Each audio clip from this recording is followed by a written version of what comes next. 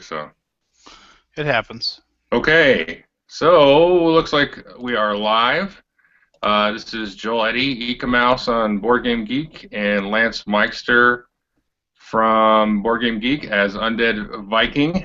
And we are doing it. This is normally a podcast that we do called Wooden Cubes and Iron Soldiers, which is purely audio, but we've been digging around with this YouTube live stuff. The wonders of modern technology. And so there's a little bit of a delay, but we got a bunch of questions from people. We're just going to kind of chat and have fun and, see how it goes. So we're catching up on everything. How's it going, Lance? We were catching up earlier, but I mean, yeah, things aren't bad at all. I've been in it's been frigidly cold up here in Minnesota, which is awful. But it's like it was -14 yesterday. It was a nice balmy 0 today, and it was pretty bad as far as but today was 0, and so that was pretty nice. But then tomorrow it's gonna be like 20 degrees, but then we're right back to -14. So score. Yeah, it hasn't been that cold here, but it's gonna get down into I think the 20s or teens maybe this week. Start snowing a little bit. But, oh no, not the teens. Yeah, jeez. Well, it's not as bad as those folks in California where I grew up and like, oh, it's 50. What are we gonna do? Well, my dad called me. He's got a condo down in Arizona, and he was talking about how Arizona's having one of the warmest Januaries on record. They're like averaging like 78 degrees or something. So, jeez Louise. Oh yeah, must be rough, right? He asked me if I want any tangelos from his tree in his backyard, and I said, yeah, sure, send me some. So nice. So looks like people are catching up. They see us. Should we jump into some questions? I have like a list of like 15 questions people have asked over the last couple days and stuff. Or do you want to talk about anything in particular first? Yeah, I want to know why you don't like nations. Oh my gosh! Right out of the gate, a hard ball, swing and a miss. My number 2 game of the year, and you wanted to say it was a pile. So I don't know that I said it was a pile. I did. I was pretty even-handed with my criticism of it. I explained it. It's if you know what, let me sum it up. Basically, if I'm going to play a Civ game, I want it to feel like a Civ game. To me, it feels like a very much just purely resource management kind of, keeping track of your tracks and all that stuff. So has that going against it, and I know everybody. I've talked to several people about this since I posted, my review or whatever of it, and enough people have come in and sort of backed me up as far as when you play with all the cards, you can have games where the military just gets really heavy-handed, I guess is the right word, and it's really hard to catch up, and you kind of spend most of the game catching up with them. And they kind of advertise it as, we've kind of fixed military because that was sort of a problem through the ages, which I agree with. But I never used the word pile or suck or anything in my review. But you didn't like Pathfinder. Let me change the subject. Well, because that is a pile. But well, no, I mean, I guess I can respect your feelings as far as the nations. I guess and I mean, I really like Through the Ages, and I do think that feels like a civilization game to me. So, and they're very reminiscent of each other. So I can see then it's just not the game for you, kind of thing. Well, I mean, I don't care for Through the Ages, but that one actually feels like a civilization game to me because it has like a somewhat linear progression of the cards, how they come out, and they kind of make sense, and like there's a little bit more feeling of progression, in that one as you upgrade all your stuff, where like Nations feels like kind of constricted because you only have like whatever it is, like 5 or 6 buildings, and then it's not, you're just kind of replacing whatever with whatever sometimes. So anyway, I get that people like, people in my group play it and they like it and they're like, why don't you like it? I'm like, I don't know. I just explained why. That's why I don't like it. And so definitely it's not just like a thing where nobody I know likes it. I mean, that one definitely people like that I Well, know. So well, I'm apparently one of like 10 people that don't like that Pathfinder card game. So, that one, well, yeah, most people I know that I played it with like it, but I definitely have read online other folks, and I see like all the criticisms you had of it. You know, it's kind of simplistic, and it's a little bit kind of flip a card, see what you do. You know, totally, I get. I mean, those are all valid criticisms. Is one person comes in is like gets a story out of it or whatever, and the other one is like, this is stupid. you know. well, have you played anything recently that jumped out for you? I mean, just out of curiosity. In a positive way. Well, yeah. Um, I'm trying to think. I'm not cool. I can't look behind me. Behind I me, know. you can't see it. Behind me, there's a shade Oh in yeah. this I was lovely trying to urn that I have. think.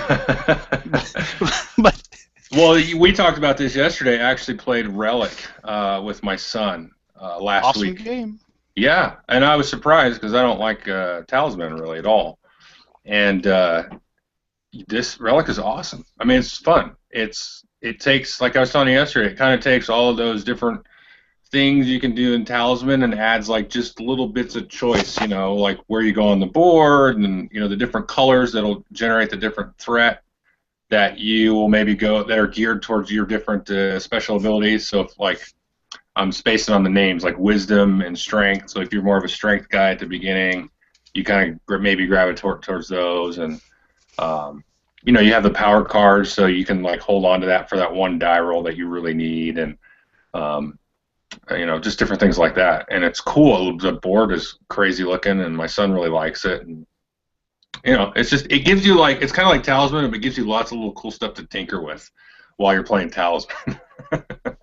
Yeah, I guess Relic just took like everything that made Talisman super long and Mhm. boring and like just a power creep game. Like the rich got richer because they could just do more, and they really took a lot of the emphasis off of like items, and they took the emphasis off of like stat boosts and things like that, and they just kind of made each character have its own kind of like tree, if you will, of like where they go, and you could definitely like shoot for the middle a lot faster in Relic than you can in Talisman. So, Absolutely. but Yeah, my they son should. actually died, and then he ended up beating me. It wasn't so drastic because he didn't lose all of his what do you call it? I can't remember. It's been a week, but you don't lose everything when you die. No, you You can don't, and keep, yeah. that's one of the things that people have a problem with is that like you can really die in the game, but only if like if you get mutated by chaos to the point of having too much The corruption. the corruption. Yeah, thank you. Yeah. And then you truly die. But if you defeat it in battle, it's just like, oh, okay, you just kind of go back to your starting spot and everything. And so like the Talisman purists don't really appreciate that about it, and I can buy into that. I mean, I grew up playing Talisman and everything, so Relic doesn't have player killing right now. I think the expansion is going to include it, but Right. Yeah, the expansion, they just announced that last week. PvP and Gene Stealers and more scenarios, plays up to 6 players, some other stuff. Looks cool. are they adding a board or anything, or is it just like a little box with some stuff in it? I don't think so. I don't think there's a new board or anything. I think it's just new characters and scenarios and some, extra cards and stuff. Gotcha. Yeah, I was trying to think. I played Steam Park the other day with a couple of my buddies. Cool. That was really, really awesome. It was, I wanted to play it mostly because of the fact that I wanted to play like a theme park game like Roller Coaster Tycoon and stuff like that I played on the computer. And the theme is pretty pasted on, honestly. I mean, I can tell they went with the idea of like, well, what if you made a theme park, a game, and then they kind of turned it to like robots riding these constructions that you're making, and it's a fairly normal roll the dice, collect your stuff. But there's a very, very good mechanic as far as like pollution in the game that's very tough to counteract as you play the game. So it was enjoyable. I got destroyed. I had so much pollution in my park. I almost just failed like outright if you have too much pollution. So, but I still had fun. We played Myth, which I mean that the first time, like, that is not a game to sit down and try to learn to play as you play. I should have sat down and read the rules. Yeah. Way before I did. The game looks beautiful, and the combat system's pretty awesome. But you know, now I've read the rules, and there's tabletop night at the game store here on Saturday night that I'm going to go to. I'm going to play it there again and get a better feel for it. I think Myth is, for somebody who wants a good adventure co-op game, I think it, for people that like want to play Descent but don't want to have one person be an overseer. Yeah. I think people are going to really like. Yeah, there you go. Yeah, they're gonna really be excited about Myth, I think. Yeah. Yeah. Everybody, raise your hands if you're jealous of Lance. Oh, look, there's everybody. All right. Well, I mean, did you back it on Kickstarter or anything? No, I can't remember what. It was probably too much. I kind of have a threshold on that stuff. It was what a lot. Is it, $1? No, man. I backed like 45 projects.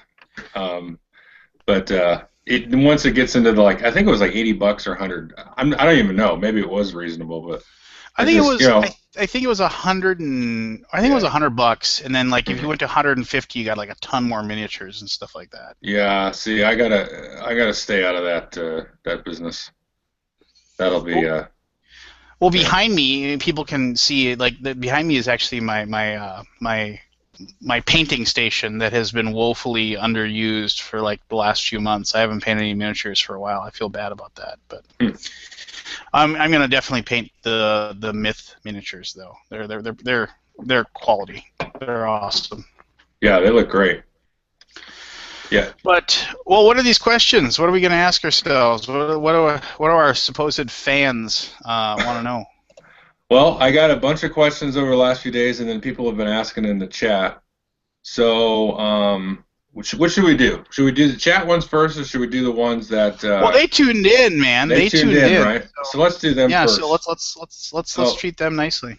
Well, the very first question is from a fellow video reviewer, board game blogger. He says, "What do you feel are the best comic board game videos?" And he mentioned one from Callendale, which I haven't seen. But yeah, right. I gotta check that out. Yeah, Callendale's a hoot. He can be, that's for sure. My favorite are the Shut Up and Sit Down guys. You know, I think everybody knows who they are. Yep. They are 9 times out of 10 super hilarious and funny, and I probably shouldn't watch them at work because then I'm cracking up in my cube. But yeah, I mean, that's the first thing that comes to mind. I do like the what is it, Board with Life? They're pretty good. Have you seen their stuff? I haven't, no. Oh, it's not really, because like Shut Up and Sit Down, they do like reviews too, kind of mixed in with their humor. But Board with Life is just like a straight skit show. It's like Seinfeld or something, but you know, shorter. It's like, oh, I have watched a few of those. Yeah. Yeah, those are really funny too. You know, they seem, I don't know, I can't remember because I think they're starting their new season soon. But the last year they had, you know, like 8 episodes or something, and super funny, just amazingly funny. I don't know, these guys just came out of nowhere too. It's like, oh hey, we're doing this series, and it's like, bam, full production, professional, you know, like, geez, yeah, making us look horrible. I don't know. I liked it when you took a shotgun to the game. I like that one. You like that? Yeah. Okay. Let me know about this. So, I mean, did you like the game? Yeah, and I've thought about it. Thankfully, a friend of mine that I play games with has a copy. I think it's still in shrink, but every time I go over there, you know, we usually have a bunch of games to play, and I just never say. I don't feel like punching it out, so I'm like, okay, I'll play that some other day. But no, I did like it. I mean, we played it together, Gen Con a couple of years ago. Yeah. And remember you screwed me over, I believe. I think it was the other way around, actually. No, well, I'm pretty sure you were asking for it. Well, that I won't argue there. Um, no, I did like it, and then after I shot it, it was kind of like I shouldn't have done that, but I still have some pieces from it. My son has the capo ring, and he has all of the little blackmail tokens, the little whatever they are, little looks like little coins. He's Yeah. like, I have to keep those, and those are fully intact. Not a single shotgun BB went through it. Nice. Yeah, Nice. yeah. So I had I to don't try think to do. there's not enough humorous board game videos. I think the thing that stinks about them is that a lot of people just kind of fall back on the standard, oh, wood for sheep, or just like, oh, this is my super complex board game with a million rules. I mean, it's just it's tired, hackneyed jokes that aren't exactly funny, and so they need to make them better or what have you. So Yeah. Well, I Shut Up and Sit Down and Board with Life, they do a good job. I mean, the standard network TV show guys, they're the ones that aren't doing a very good job of it. They do the wood for sheep stuff and everything. yeah. But yeah, definitely those are good. So the next question here is there's several questions about this about Gen Con housing debacle. Well, luckily, my boy toy took care of my housing for me many months ago, so Yeah. I don't have to worry about it any longer. Yeah. So if you don't know and you're watching this later or listen to it later, today the Gen Con housing went live. So after you get your badge, they give you a link, and then at 9 o'clock this morning Pacific, he gave you a link, and you went in and searched for hotels. That way, you get a discounted rate and everything. And it was even worse this year than last year. Last year, we were very lucky to get a hotel downtown, basically across the street, or technically 1 block away from the convention center. And then, once at 9 o'clock, everybody's logged in, the site's crawling, and then you finally get to the page, and it's showing you the queue, and you're waiting in the queue and all that stuff. Yeah, I actually booked it in October last year because I did the Kickstarter or whatever, and I was like, I am not going to run a Kickstarter to go to this convention and then get screwed out of having like a convenient hotel to upload videos and get back and forth and all that stuff. There's no way I was going to chance that at all. But it looked like I was pretty smart to do that because I tried to get in and do it just to get a little bit cheaper of a rate because it's about $50 more. When I did it earlier versus the Gen Con rate now. And I was like, oh, let me try to get in and then I'll get a cheaper rate and then I'll cancel the other reservation. And I couldn't even, once I finally got in, then I couldn't find anything without like a day missing. Like, our hotel that we're staying at now, it had everything except Friday. Friday was all booked. So I was like, okay, well, good thing I did it. Yeah, It was, no doubt. But yeah, I was talking with some people on Twitter. I'll ask you about this actually. I wonder how long Indianapolis can contain Gen Con.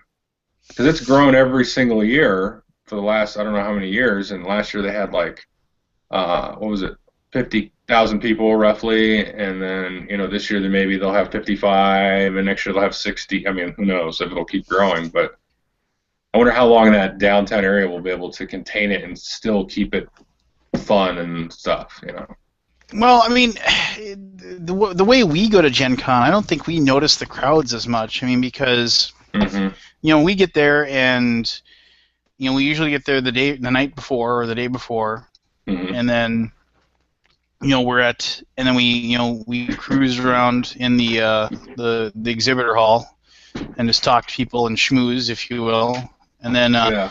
And then the next day is like opening day. That's when like we go and we grab the releases that we want, the ones that we want to get so we can be that first cool guy with the first cool video, and then we but mostly I mean you run around like a madman and just doing video after video after video of all these people, and which kudos to you. I couldn't do that. That would just drive me crazy. And then I have fun, don't worry.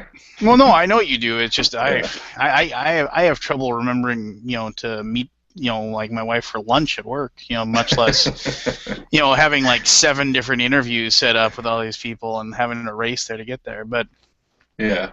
no, I mean, and then at night afterwards, it's like, I mean, last year we didn't really have any big dinners or anything to do. We just went to the board game room and sat in there and played games. Mm-hmm. Which that room is sorry, but that room. I mean I hate that room. I mean, it's super loud and it's like super crowded and you're like always. The thing is that, and I understand at conventions, like they all use the exact same table, that's been used that they've been throwing wrestlers through for years. It's and those tables suck for playing games on them. I mean, it's like games are played on like big dinner tables. One of the coolest things about Con of the North, this convention I go to in Minneapolis, and it's coming up here in February, is that they have these big giant circular tables that they use, for the board game room, and so it's like they're actually like well made for it. And so nice. I don't know. And I actually enjoyed, like, what was it, 2 years ago when we were playing, and there was that little spot where you came out of the skyway and then you went down those escalators, and That's off to the right. Mm-hmm. That was a great spot for playing games, and I didn't have to pay $10 just to be able to sit in the room, and so I could like smell the guy next to me while I'm trying to play Pathfinder and Three Little Pigs with you and Marco. Yeah, no, I agree that that room gets pretty loud, especially as you get closer to that 8 to midnight section. But you can go into that Hall E, I think it is too, and that's totally free. I know we played a few games there. We played Lost Legends there, didn't we? Yeah, I'm trying to forget that.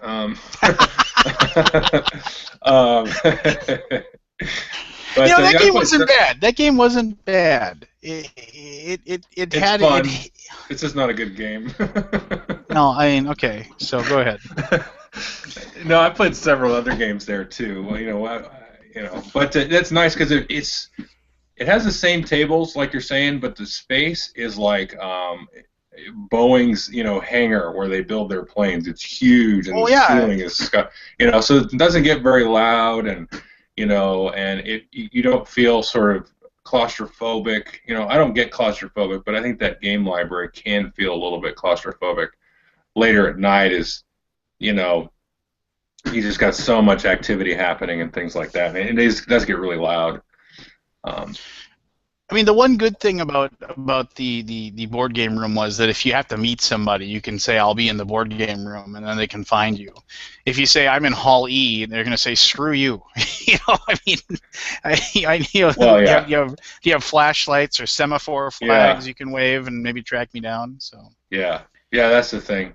And they got the library, and to me, I'll probably get the library tickets again, and just because it's for me, it's kind of like there's yourself and there's some other folks and stuff that I've kind of started to meet and be there with over the couple of years, and it's like, well, some of them just go to Hall E and some of them go to the library, and it's like, well, screw you guys, and I have to go to both places and try to meet everybody. So I'll just go to the to both. Hey, did you ever go to the super secret subway, like with Mike Mendez or Seth Jaffe, and have because we played games there too a couple times. Super secret subway. Yeah, I'll have to show you where this. It's like across the street. There's like this office building. Yeah. And then in the basement of there's a subway, and then nobody ever goes there to eat. It's but it's right really? across the street from Gen Con. And I think I know what you're talking about. But yeah, and Mike Mendez always called it. It's the super secret subway. Let's go grab a sandwich. And we go there, and then he had me play testing games that people had submitted to him, and it was fun. Cool. Yeah. Yeah, so that's Gen Con. It's going to be even more crowded this year, I think. But I'm tentatively looking forward to it, but man, I get excited about it when it gets closer. Yeah. But the thing about it is, it's just like being there for 4 days. That fourth day, man, is such a drag. It's like when you're there, and any trip. I'm a firm believer in the 3-day trip. That's And when we get there on Thursday or Wednesday night, right? When do we go? Wednesday night? I Thursday get there night? on Tuesday. Yeah, because you're insane. But so Yeah. I get there on Wednesday, and then and that's kind of fun because you're seeing everybody. And then Thursday's the first day, and then the Friday you got kind of a good day, and Saturday I'm like, okay, I need to get home, but you can't, And then You're stuck at Gen Con. and then I screwed myself again last year because I was sitting there and it's like I told myself I should really take all this stuff and send it via UPS on Saturday. I should just get this done and do it. And then I was like, well, I might get something else, and then I won't be able to fit it in my luggage or whatever, and I don't know what I'm gonna do. So yeah, and then Sunday it's the baton death march down the sidewalk trying to lug 70 pounds of games, and then the guy gets there and puts them in a box with no padding anywhere in it, and you're just cringing and wondering how those are gonna show up at your house. Yes. How much did yours cost last year to ship all your stuff back? I forget. It was like $80. Yeah, mine was Something right like around that too. Yeah. Yep. Ridiculous. Plus, yeah, I had a couple games get damaged. Not horrible, but just a little bit. Yeah. Well, what's the next question? Next question is from Jeff Gamble. He's the Longview guy, and he's asking you about Urban Sprawl and if it's still one of your favorites. And he says it's his favorite city building game. It is. That is my favorite city building game, without a doubt. I wasn't a big fan of, and I'm going to forget the name of it right now. Suburbia? Suburbia, there you go. Somebody said that a lot of the problems that I have with the game were fixed with the expansion, but I don't know. I don't think it changes it that much. I like Suburbia, but I don't think it changes it that much. I just actually got Capitals. Mercury Games just sent me Capitals, and I'm looking forward to giving. Yeah, I'm looking forward to giving it a shot. I didn't even know it existed, and they were going to send me a copy of Infamy, and they asked me if I wanted to look at that too, and I said, okay, that's fine. I'll take a look at that. And so I literally, it came today. It was on my doorstep when I got home. So I don't know. I'm going to have to try to play it this weekend, see what it's like. But Urban Sprawl is definitely, at least I think time has treated the game better now because of the fact that remember when it came out, it was just super polarizing and people were just like, this game is horrible, and just people just hated it. I mean, just flat out hated the game for the chaos factor that it had. But people didn't. I hate the excuse of, well, you went into it thinking it was something that it wasn't supposed to be or whatever. But I mean, and that can sometimes be a valid complaint. And when people say that to me about Pathfinder, well, you went into it thinking it was something else. Well, maybe that's quite possible I did, but. But you know what? That's fine. Cool. That doesn't mean you have to all of a sudden like it, because that's just not going to happen. You know what I mean? Like people say, oh, this and this and this, and it's like, probably right, but that doesn't mean I'm going to end up liking it now. Well, I feel bad because Urban Sprawl, I thought was, not as good as Dominant Species to me, but it was very good, and it's definitely, if I ever did a top 10 games, it would be somewhere in there probably. And then after that, Chad Jensen did that Dominant Species card game, which was not good. And then has he done anything since? I don't think so. I know there's more Combat Commander stuff that's come out. Which, is kind of his bread and butter, but I mean, I think he was at his best when he was kind of branching out. I mean, Dominant Species and Urban Sprawl, in my opinion, just totally prove that. I mean, Dominant Species is one of the best board games, to come out, ever. Right. I mean, so, but yes, Jeff, and then we should have done that podcast about Urban Sprawl, and I thought we were supposed to do one on Arkham Horror at some point too, and we never did that. And I'm a horrible person because I was supposed to get a hold of you to do that, and I never did. So my apologies, Jeff. And maybe we can still do a podcast about one of those at some point. And he'll probably respond, "No way, man, you had your chance." No, I'd listen to that for sure. I can always listen to people talk about Urban Sprawl. That's for sure. I love the fact that it is. There's nobody that just thinks, oh, it's an okay game. People either love that game or they just hate it. Mm-hmm. My buddy Craig said he would not play that game again unless there was a timer for the turns.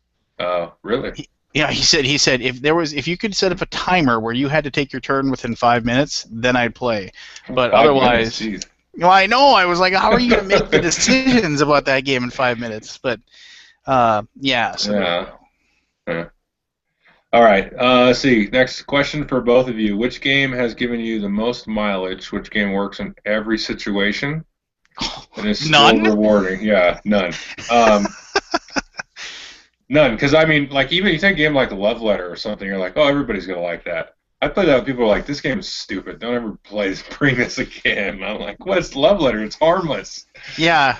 You know. to say the least, yeah, that game is harmless.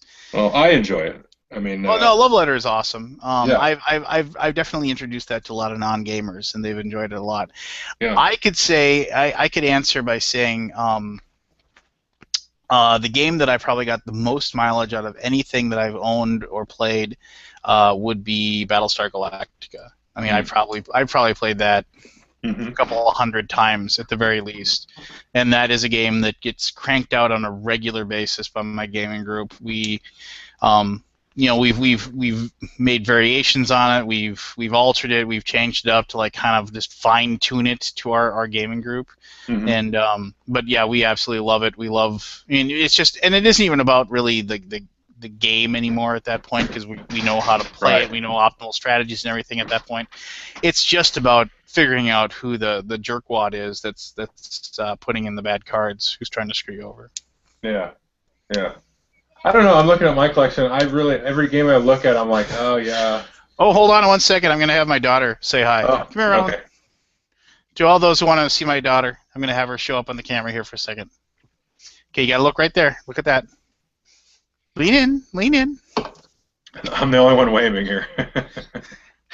And then Just and then tell wave. her. Look Yeah. like that little tiny thing right there. And say hi, everybody. Hi. Hello, So, Rylan. good night. Good night. Good night. All right, give me a kiss, princess. All right, love you. All right, sorry about that. I'm 8 trying o'clock. to get brownie points with the children. Oh, you know how it is. But what were we saying? Something about Yeah, some game that works in all situations and that kind of stuff. And I was trying to think of one, but every game I look at, I mean, even like my example of that would be Ticket to Ride. That seems to work for a lot of people. But but I've played that with people that are brand new gamers and we're like, what is this junk? So it's not, that's probably a very small, subset of people. I think it'll work for most people, non-gamers and whatever. But maybe it's just my luck. I was going to say Eminent Domain actually seems to work with a lot of people because, like, I play it with my board game friends, and then some of my friends that like Magic the Gathering, and that's like the only, pretty much the only kind of board game or card game they'll play. But they really liked Eminent Domain too, so go figure. But anyway, there's that. And somebody said Biblios. That's a good one. I think most people I played that with really like it. I can't think of anybody that, that didn't really care for that at all. Actually, that's probably a good one. Actually, yeah, Biblios. That's a good one. It is a good one, but I don't think a lot of people have played it. Honestly, I mean, it's one of those weird because it just seems like it's never in print for a long time. I know it. It's just it was Scripts and Scribes, and then it vanished, and then it was Biblios, and it vanished, and now, like Dr. Finn or whatever has, I think, the rights again. Does he? And I think so. Because that's why it hasn't, and he wants to release it as Scripts and Scribes again, from what I understand. But what do you do? Well, that's yeah. It's like it's not in stock anywhere. I think you can get it on eBay and stuff, but. Yeah, for $1 gajillion or whatever. Yeah, like $40-$50, which is honestly worth it. But it's for the amount of components you get. That's a little chintzy, but that game will absolutely never leave my collection. It'll be one of the last. Like you're saying, if you did a top 10 list, that would definitely be high on the list. for sure. Are you ever going to do a top 50? I remember you talked about that, but probably not.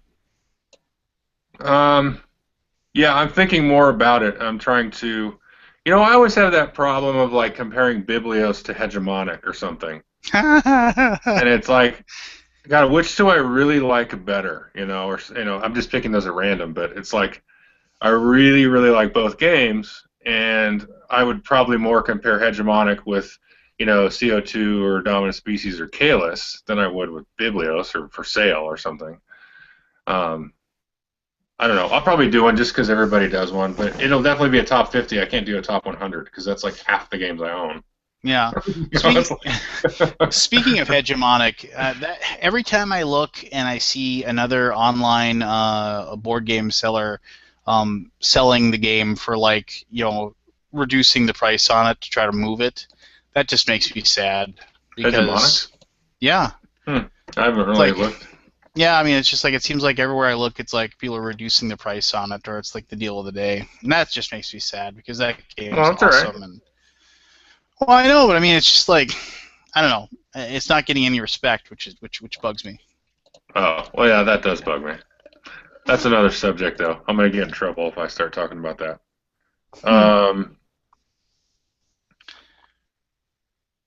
Jeez. I'm gonna skip that one. What is it? Andy's question. Says Lance, how are you able to raise the enormous dowry to court Becca? Where are the bodies buried? Oh no. That's an easy question. Start dating a girl that's 15 years younger than you and get her pregnant. That's how you marry her. Oh, okay.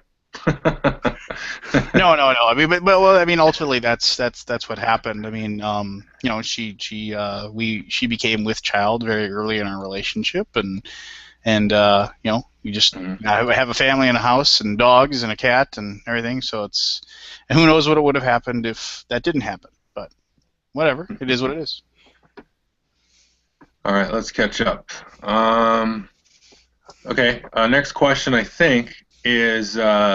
Living in Japan, I have no one to game with here. Any solutions you could suggest? And I would say, well, there's solitaire games.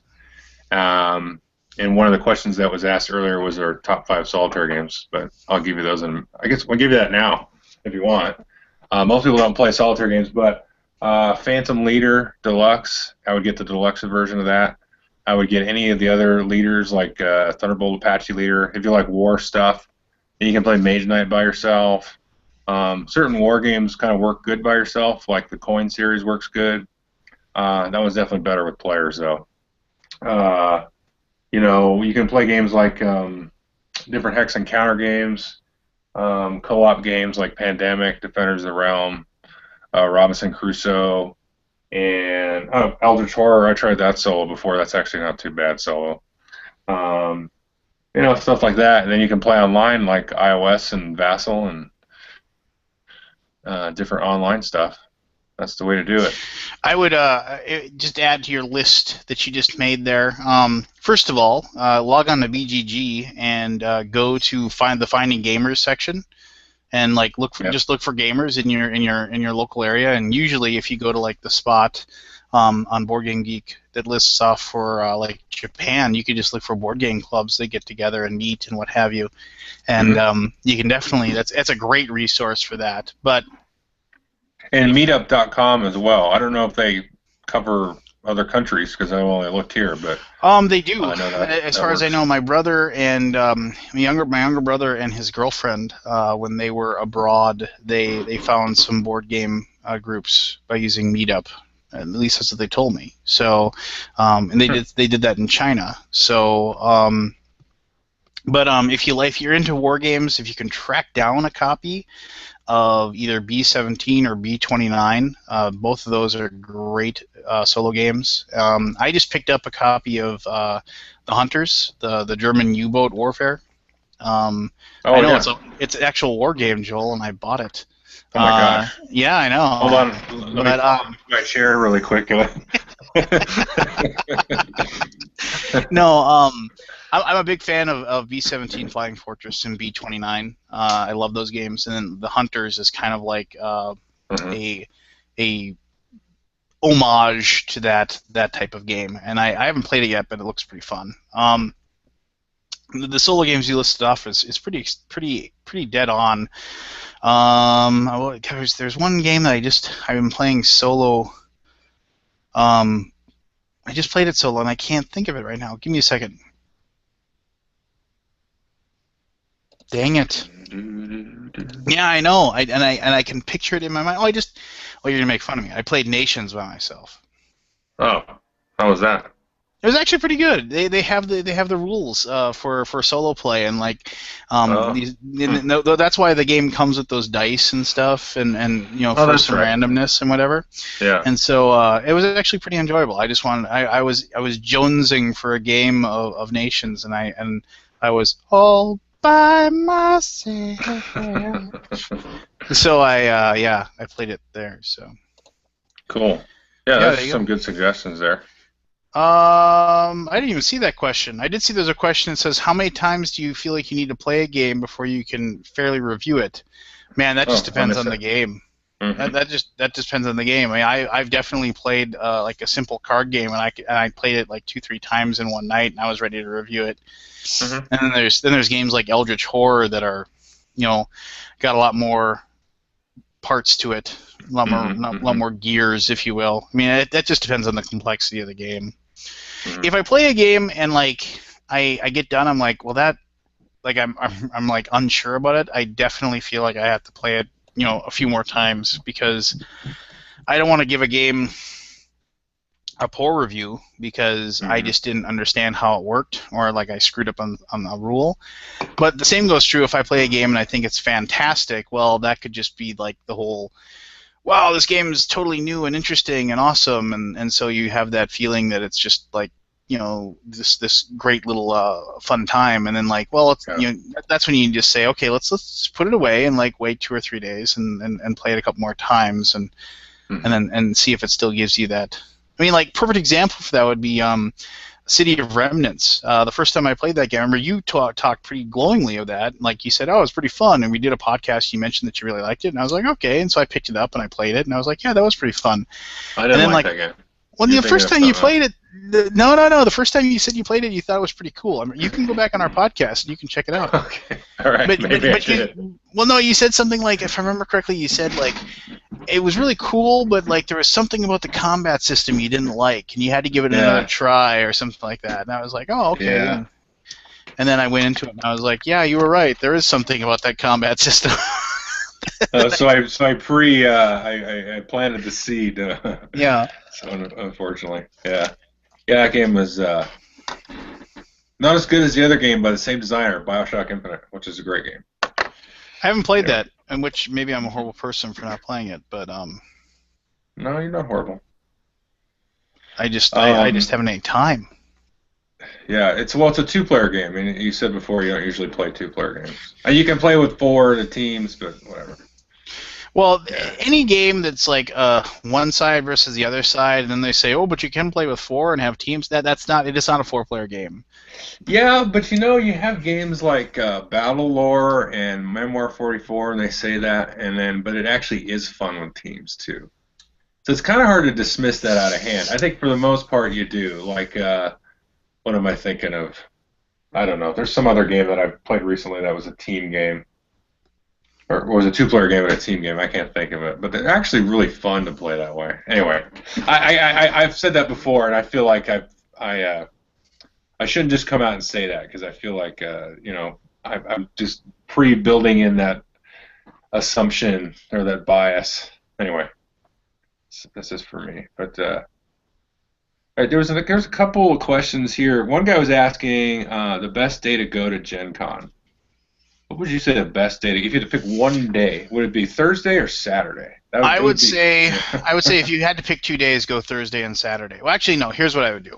If I had to one day, I would say either one day, then be there Thursday. Be there Thursday, opening moment, and so you can, like, if there's like the new hotness that you want to pick up and buy, make sure you get that, and then somehow manage to finagle yourself into a press coverage badge. And so you can get it in. No, it's true, man. So you can get it an hour early on Thursday with nobody else. So instead of it dealing with 7,000 people in there or whatever, you're dealing with You like doctor up a fake website with a bunch of board game reviews. Well, yeah, here's your chance. I mean, I'm a big fan. I'm a huge fan of more reviewers. I mean, we can't have enough Oh, yeah. reviewers.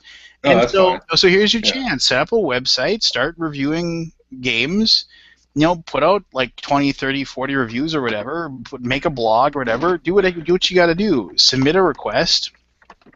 And if they give you a press badge, then you know what? Get there, get in line early that morning on Thursday or whatever, at like 2 in the morning or whatever you have to do to sit there and wait. So you're one of the first 100 to get that Yeah. special hour, and then get there on Thursday, and then you, if there is like a new hotness game or something that you want to make sure that you get a hold of, you get in an hour early before 8 billion people show up, Yeah. and you can buy your stuff. I mean, so I would that say, go ahead. I'm sorry. no, and so that's my case for Thursday. Hmm. The only, I mean, Saturday is, I don't really like Saturday because Saturday is when people aren't working, and it's more and crowded. and it's just a glut of human flesh, and it's tough to get around. I mean, and Saturday is just, I want to go there, and I want to like talk to a board game designer, and I want him to tell him about his new game and explain to me what it looks like and explain how it works. Mm-hmm.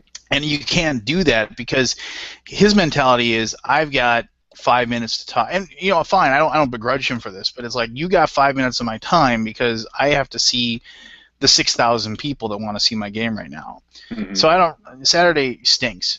I mean, Sunday is cool for the only reason is that that's when the guys that are packing up their stuff want to sell it cheap so they don't have to send it home. So if you're looking for Sunday's kind of that day. Sunday, Yeah. I was going to say, Sunday's really the day you can get deals.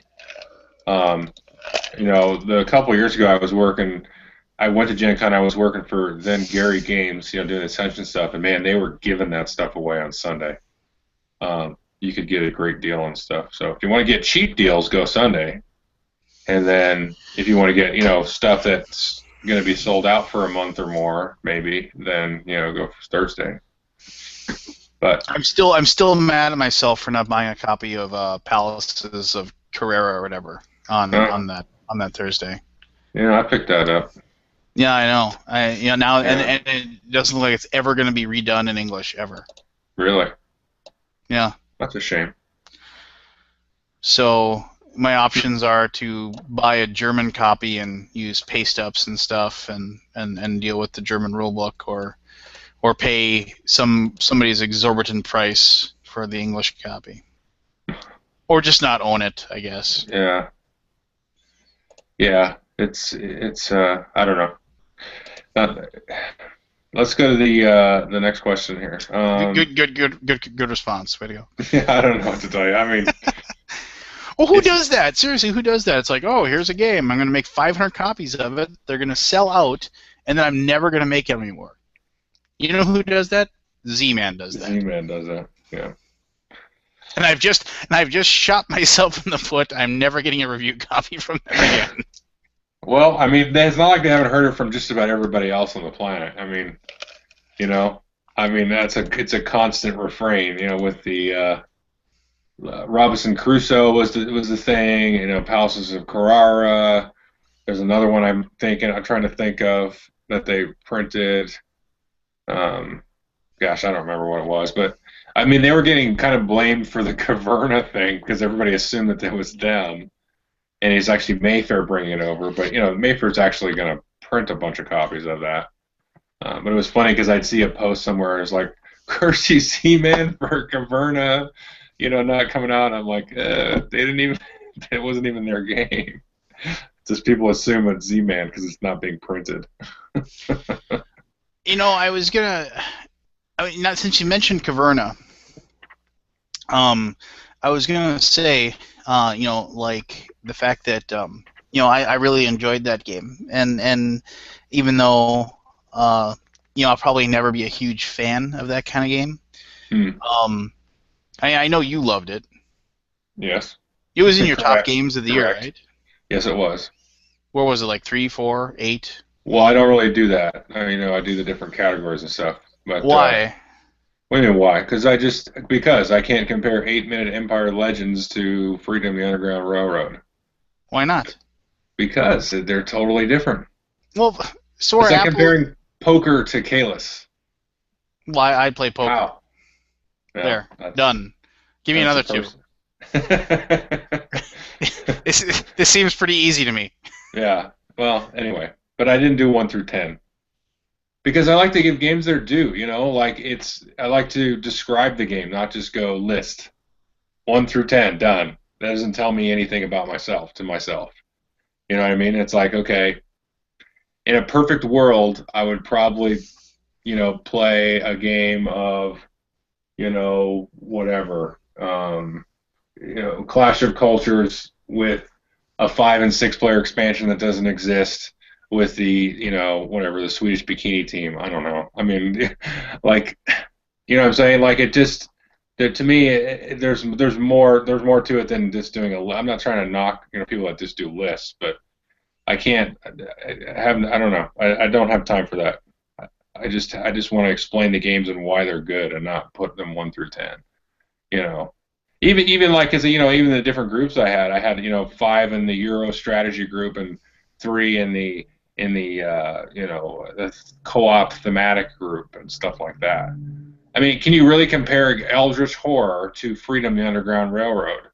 I mean, they're both awesome, and when I come at each game, then I'm not. When I go play Eldritch Horror, I'm in there for like a crazy good time with lots of chaos, and I don't expect my strategy to really bear the fruit that you would normally expect it to bear, just because of some of the random whatever those blue cards are in the I always vocabulary I script whatever the Mythos deck or whatever, with the blue cards that kind of start the little subplot adventures you have to go on. So like your game kind of depends on those cards. If you get an easy one, then and yeah, you can tailor the difficulty. But if you just throw them in there like I do, you get an easy one, you're having a good time of it. You get one of those hard ones that's like, if you don't defeat this, you lose. You're like, this is a completely different game. And you play it kind of going into it with that expectation. Where if you go into Freedom, which it's a co-op, it's difficult to some degree, like Eldritch Horror is. It's a little bit drier mechanically. It's not very random necessarily. But I don't expect the same. At all. I expect a completely profound experience when I play Freedom. That's on it. Not that Eldritch Horror isn't profound. It's just different. It's like comparing a comedy to The Godfather or something like Good Morning Vietnam and The Godfather. Trilogy. That's you can compare them because they're both movies, and maybe you'd rather watch one. Probably Good Morning Vietnam, just because I haven't watched it in a while, and I don't remember all the jokes, and I remember it being really, really funny and also kind of moving at the end. But The Godfather you can kind of like leave on, because they were just playing it on TV this weekend, and I can kind of leave it on and come back into the story and be like, oh yeah, I can remember where they're at here. Anyway, that's kind of my whole thing with the list. They're fine, and it's interesting to kind of see the order and who wins and stuff, but I don't know. Anyway, enough of that. What were we talking about? We were answering questions. I was just asking about Caverna, and then I asked you like where it ended up being ranked, and you're like, it's high up there. It's on the upper. I would say probably in the top 5 because I think I talked about like 15 games, and that it squeezes in there. I had a hard time in the category between Hegemonic and Caverna. Just because Caverna plays better with 2, Hegemonic plays okay with 2, but and they're both different thematically because they're both really good strategically, but then you start looking at the other things that happen outside the game. You got the theme and the strategy kind of working together different ways. But it's high up there. Anyway, you were going to say something about Caverna. Well, no, I was just going to say that I mean it's Rosenberg's best design by easily. Yeah, I think so. Yeah. And I mean, and it I have always I've considered rebuying Agricola, but now I know I don't have to, so I appreciate that about it. So yeah. So that and I like the fact that they just decided to say to heck with it, and they gave you all the cool wooden bits right away, you know, just like, you know, and then, so you don't have to go out and buy the Animeeples packs and things like that. Mhm. I mean, I enjoy it. The last time I played it, I actually had a really I had a really bad experience. I mean, and this I think I mentioned this actually in my giant top 30 games, whatever. But I have a really good friend. His name's Chad, and he plays and he loves Rosenberg games, kind of like you, and he No, like no, we no, no, played. don't mistake there. Agricola is not one of my favorite games. Anyway, sorry to interrupt, but I'm not a huge Rosenberg guy. Oh, I That's thought you a were. I that's thought a you were. myth. I That's thought a you were an rumor. Uwe guy. You said you were an Uwe guy or whatever. You said that you liked No, his I stuff. said I said that I'm not. I should be, but I don't really know how I feel about his game. Like Agricola was one that I liked it, but at the end of the day, I was kind of like, I think if you notice on Board Game Geek, like, I've never rated it. I might have by now, but at one point I was having a hard time figuring out like this whole listing, like 1 through 10. How do I rank this game? Because I know like the design and all the effort and everything that went into Agricola is insane. I mean, it's just crazy. All the cards and all the different, how could you come up with that and keep it, stable and not have the thing just fall apart? I mean, to me, it's impressive in that regard. Um, but at the end of the day, I'm like, God, I really don't want to play it. Well, did you see that Yeah. on Board Game Geek there was somebody who came up with a ability to make unlimited points or something with in Caverna? Caverna? Yeah. Yeah, it's easy fix. I Yeah, forget what it is I even. mean, Yeah. yeah, I remember that. So, I mean, it's like, I mean, it's just like, you're not without fault, I guess. The guy's not like a perfect, but who is? But um, Well, anyway, so like we were playing, and then we played it one. I played the game once with Chad, and he played it and he loved it. He thought it was awesome, and I ended up beating him by like a good 20 points or whatever. hmm. And that was like the first time I'd ever played it, and I went on no expeditions. I just decided I wasn't going to do any of the weaponry or whatever. I wasn't going to worry about ore. I just kind of focused on having like tons of animals, and I went that route. And I won the game. And Hmm. then like a week later, after I played it a couple more times, he came back and we played it, and he just blew everybody away. He just destroyed everybody by a good 20, 30 points. I mean, and Hmm. he was just, it was just amazing. It was like he had all this stuff working together, and I was like, wow, I was like, oh, you did really good with that game. And he was like, well, yeah, I went and I read all these strategy articles about it, and Yeah. and I figured out like exactly what to do. And so Hmm. it just kind of, and so I just knew to pick this, and this, and get all these points. And so Hmm. then I sat there and I was just like, well, okay, that's fine and all. I mean, if that's what he likes and that's what he wants to do and that's what he wants to play, that's fine. But to me, that's kind of like the guy that like goes out and like buys a brand new video game and at the same time buys the strategy guide for it, and then Yeah. just opens up the strategy guide and just plays the video game straight through without ever being challenged by it in any way. Right. And it's like, and I'm not begrudging him at all for doing it, like I said. I mean, it's just, but to me, I don't like reading strategy articles. I don't like reading that stuff. I don't like figuring games out. I kind of just like the exploration of the game. And if I figure out strategies like after I've played the game 10, 12, 14, 20 times or whatever, that's fine, and it's just because I've grown as a player of the game. But I don't know. It's like the exploration is what I enjoy, not so much the actual solving of the game. And Yeah. so that's why I think Caverna is really good and it's really amazing. But I know eventually, if I play it enough, I'll move into that, like that game will move into that solve status, and I won't have as much fun with it anymore. Hmm. Yeah. I don't know about that. I mean, sure. I don't know that it would for me. It kind of depends on who I'm playing with. That's how I kind of view that whole solving thing. Like I still will play Kalis, a couple times a year. Um, and that's a game I played at least 50 times, around there.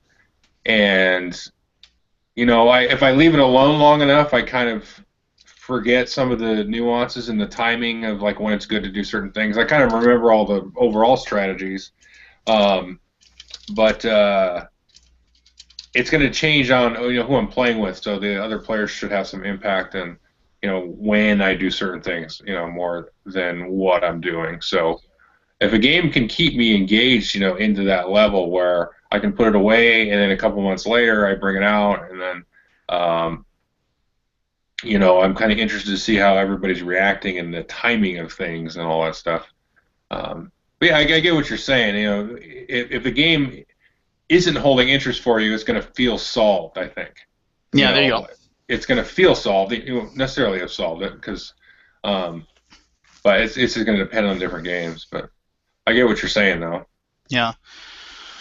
Well, anyway, there's a really quick question. Do you think Fantasy Flight Games will reprint Fury of Dracula in 2014? I'm guessing no. Yeah. They'll reprint it. They'll reprint it. They will. There's too much of a clamoring for it. If they are going to, they'll announce the reprint at like Gen Con. Yeah. Yeah.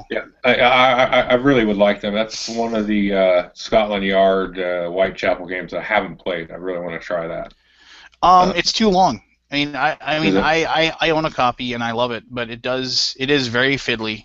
Maybe they'll do second edition. Well, that's just it. Yeah. I think. I wouldn't surprise me in the slightest if they weren't, putting some of their brains on the game and saying, Sure. how can we make this game less fiddly? How can we make it, Yeah. It is a throwback game at this point. We've entered into a world where board games just can't have a bunch of little tiny moving parts and little tiny maintenance things that you have to do every turn. And people just don't want that anymore. And that's the realm of the wargamer. So they'll reprint it, but I don't think it's going to come this year. Yeah. Cool. Well, they've done that with last year with Eldritch Horror. It's basically Arkham Horror, kind of, and then Battle Lore 2, which is, Battle Lore, and they did Relic the year before, which kind of takes talent. So they haven't been afraid to reinvestigate their old hits. Where they could probably just have kept printing Arkham Horror forever. Really. Yeah, they could have. They could have just kept doing. They really had no reason to go back and reinvestigate that. How bad was Gear World? Did you ever play that? No, I never played that. Is that the guys that did Dune and Cosmic Encounter? Is that their game? I don't know. No, because that was the they had the Borderlands like rights to the game Borderlands, like an old Eon or Aeon game, like that from way back when, and everybody talked about how it was like this great negotiation game or whatever, and that Fantasy Flight had the rights to it. And everybody was like waiting and waiting and waiting and waiting for this reprint to come out, and then they came out with it, like Gear World's Borderlands. Yeah, that's it. That game was a pile. I've heard that. I haven't tried it. Yeah, it's not a good game. But so like sometimes like which goes to show sometimes old games that like haven't been reprinted for a long time shouldn't be brought back from the dead. It's just. Look at Betrayal at House on the Hill. That game is horrible. Yeah, I like that game. No, whatever. Yeah, it's funny. It isn't. I like it for the same reason I like Eldritch Horror. There's no comparing those two. Yeah, I guess.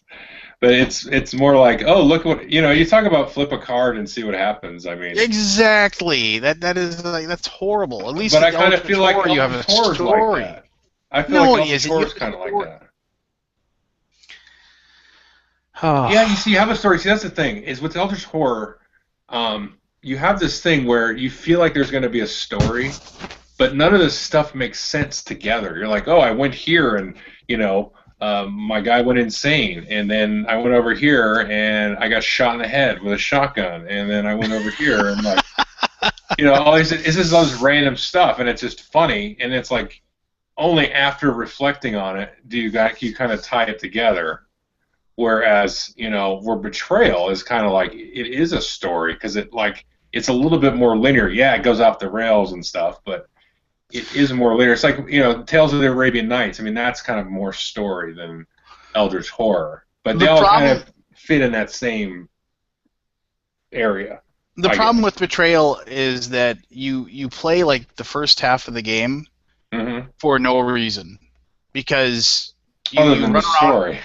Well, no, but you run around this house and you have Yeah, these random just events, and poking your stuff. stats get raised and lowered, and items get taken and dropped and whatever.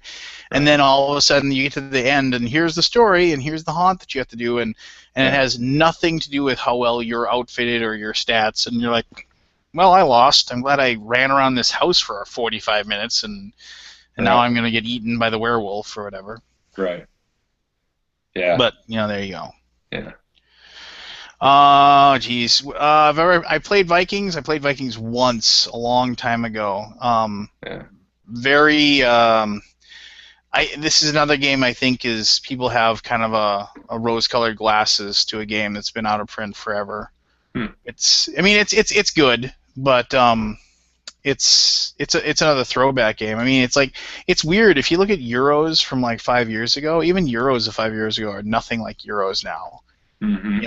As just the way that the game works or anything like. Look at Pillars of the Earth, a game that I actually really like. Yeah. It's like, but that's a worker placement game. But Right. if you actually like played that and then you played that alongside, I mean, I can't even think of like the name of a worker placement game that I want to throw out there, like a Gizia or something like that. I mean, it's just like there's no comparison to the two, and I think the same thing is true with like Vikings. It's a good little economic game. I mean, that's the thing about it I probably don't like the most. It's like, it's Vikings, and it's not about caving people's skulls in with an axe. Yeah. Yeah. But no, it's cool that it's being reprinted because there's a lot of people that want to play the game, and they don't have a copy, and it's cool that at the very least it's coming out again. Good. Yeah, I never played it, so I don't know. Oh, you definitely should give it a shot. Yeah. Well, like you said, it seems like been there, done that a little bit, so not super excited about it. Brian Lenz of Grand Con fame asked if either of us had played Lewis and Clark. Well, if you'd watched either of our best games of the year, you would have seen that we both rated it really high. So thank you, Brian, for not paying attention to what we do. Yeah, no more questions for Brian. He's out. Yeah, Brian's out. In all seriousness, though, Brian Brian is the guy who runs Grand Con in Michigan. I wasn't able to go to it, and I promised him that I would go, or else like I'd have to chop off a toe or something this year. So right. Yeah, but there you go. Oh, look at that! Yeah, it's like Keith Collins even said, Brian, Joel has a video about it. There you go. Smack. Bob Boberson. It's Bob Boberson. I'm sure that's a real name. Question. Best games to pick up for the new collector. Well, are you collecting games or are you playing them? Yeah, good question. I mean, if he's collecting, then wait for... your best bet is to cruise Kickstarter. Wait for some game with 1 million miniatures and 1 million Kickstarter exclusives to be out there. Pay the $200 for it, and then wait like 2 months. Don't ever open it, and wait 2 months, and then sell it on eBay, because then you'll be able to cash in. But if you've never played a board game in your life and you want to go in, I mean, man, there's tons of games that are great for diving in. I'd say like my like you said, Biblios is like a really good one. Love Letter, another good one. Ticket to Ride, of course. Small World, even though I don't like it, is a great intro game for people. Las Vegas, great little intro that's a good one. dice rolling game. So there you go. Mm-hmm. So those are all good. Just pick something you think is cool, and man, do you remember when you like first started?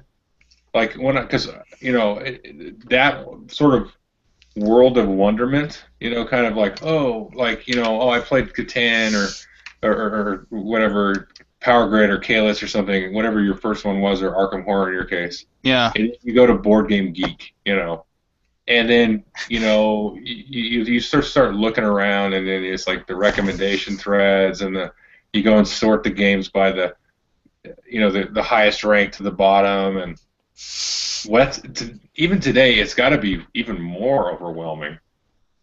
I know, and plus Board Game Geek just it doesn't have a very user-friendly look to it the first time you ever go to it. Well, that's fine, but I just mean the games. I mean, the cool thing for me, and I'm a software guy, like I do programming stuff for work, so it doesn't matter to me the interface because I look at crappy interfaces that I make all day, and I'm more of like a server side, mobile handheld kind of thing. I don't really design UIs and stuff, so I'm looking at like tables and spreadsheets all day.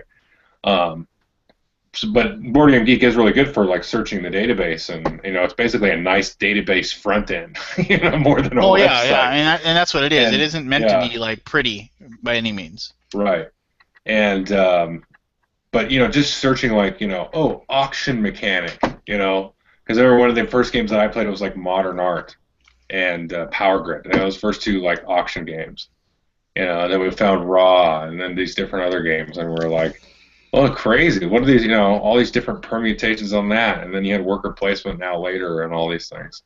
It's just got to be super like, what will I like? You know what I mean? Like you kind of like that's kind of the thing. My mentality, years ago was like, I don't even know what I'm gonna like. That's got to be so difficult nowadays, especially because I know it was difficult for me. Well, like what did you say? Like at Essen last year, like 500 new games got released or something ridiculous. It's just like some exceedingly ridiculous. Yeah, every year it's like over 1,000 for the whole year, easily. And it's just, there's no way what? You can keep track of it. Yeah. See, that's what I'm in favor of doing a top 10, because let's distill that stuff down. Let's get down from 1,000 to 10. 10 is a good number of games for purchasing in a year. You know what I mean? Like 10 games, that's like one a month. Roughly, give or take. And you can play I think everybody has this thing where they first get into the hobby and they immediately buy like 200 games. It's like the rite of passage where you're just like, oh my gosh, get this, oh my gosh, get that. It's like every couple weeks you're going to Cool Stuff Inc. and you're putting together a $150 order or whatever, and it's just that glee of new box of goodness. Yeah. And it's awesome, but I mean, eventually you calm down, if you will. Hopefully. That's fine. Do what you want, but hopefully, and that's kind of where I'm finding myself, especially, as I've been reviewing and thinking about like a top 50 and stuff, and I'm like, okay, what do I really like? Like I'll like forever, and it's just like that's such a big open-ended question. It's difficult to really saddle that horse. Yeah, totally. I have to. You say you try to keep your collection on 200 games, right? Well, that shelf now. I just got these shelves about maybe a month ago. I don't remember. And like that's my limit. That's it. I just decided because I used to keep them in a closet, just kind of piled and stacked, and not very well organized. And I had a couple of stacks here in the office. Usually new ones and stuff, and so I'm like, okay, let's get rid of this stupid couch, and nobody uses it except for me, and throw some shelves up, and some shelves were on sale at Office Max, and I was like, let me just set this to a manageable. I mean, even that's too many games. I mean, I don't know what that is. I stopped keeping track of my collection on Board Game Geek since I got the shelf, because I don't need to. I mean, I just look, and there they are. But that's got to be about 200 games, I'm guessing. 150 maybe. Yeah. That's probably more accurate. And you'll never play half of them ever again. That's the thing that stinks. Well, not ever again, but like within a year, I mean, it's like, let's say you take a 2-year time period, I probably will hit all of those at some point, but I don't think I would hit any more. Imagine if I had twice that many. I mean, that's not unheard of in board game collection to me. Oh, I know. My collection got over 600 at some point, and I was like, "This is ridiculous." Yeah, it's crazy. Yeah, I have to liquidate a good 100, 200 games again here one of these days. It's my gaming room is just overtaken. Because I used to sell games try to sell games like every 2 or 3 months, something like that. But it's just like now it's just like I just started giving them away to people. It's like, oh, that game was really fun. There, you can have it. Yeah. Just promise me if I want to play it again, you'll bring it back. Yeah, exactly. That's why you give them to people in your group. They're like, oh, sweet. That's what I do. I just why don't you bring that to Thursday? Yeah, exactly. Okay. We run out of questions, or what's going on here? No. Let's see. Just Are we looking comment. forward to Thief on Kickstarter? I'm liking the way Thief is turning out on Kickstarter, especially with all like kind of the stretch goals and everything like that. But I'm also worried about that's one of those games that came out a long time ago, and Uh-huh. it's one of those like, is it still any good type of games? Yeah, I looked at it. I was going to look at it more closely. Actually, tonight I emailed myself a link from work, but then I realized that we had this thing going on.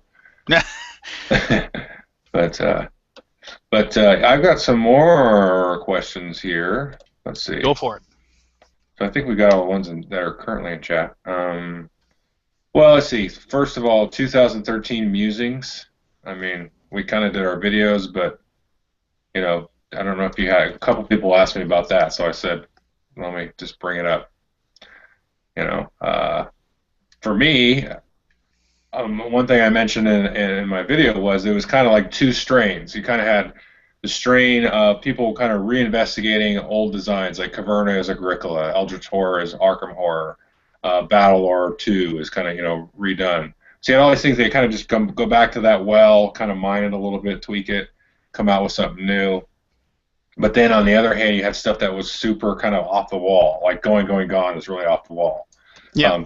And Freedom, mechanically, it's pretty much kind of like a lot of games, different mechanics, but it's like a really aggressive take on, a hot topic kind of thing, a sensitive topic, without any sort of pulling any punches or anything. What was the other one? Oh, like Space Cadets Dice Duel. I mean, that's yeah, it's kind of a riff on Space Cadets, but it's a real-time dice head-to-head team game that's just awesome and fun. And you kind of have those two strains. It's crazy. I love it. I mean, you can. The one problem I have with it, or that I've seen with it, is when you say fire, and then like the guy was like in your sights, but then the other guy was actually moving him as you called fire, and you're like, no, I called fire before you moved it. It's like a couple of 8-year-olds sitting around. I shot you first. That can happen, but that's not really a problem with the game. It's more just like players got to work it out. But I've seen it. I've seen people cry about it. So, but yeah, it was my kind of 2013, and it's kind of like you got like kind of on one hand you got sort of like not rip-offs, but you're like, oh, they just went and redid this and milked that cash cow. But I don't look at it like that. But you could see it like that, and on the other side, you got the people taking risks.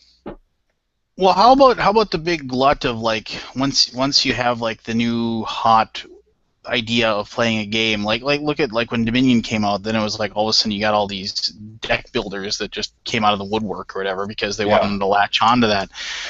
Then you look at and then now as an aside, how if you actually look at the timeline of Arctic Scavengers, how sad is that? It's like Dominion comes out, and then this guy puts together this game Arctic Scavengers that has like 500 copies out in the wild. He sold all of them out because that was like the new deck builder and everybody wanted to play it.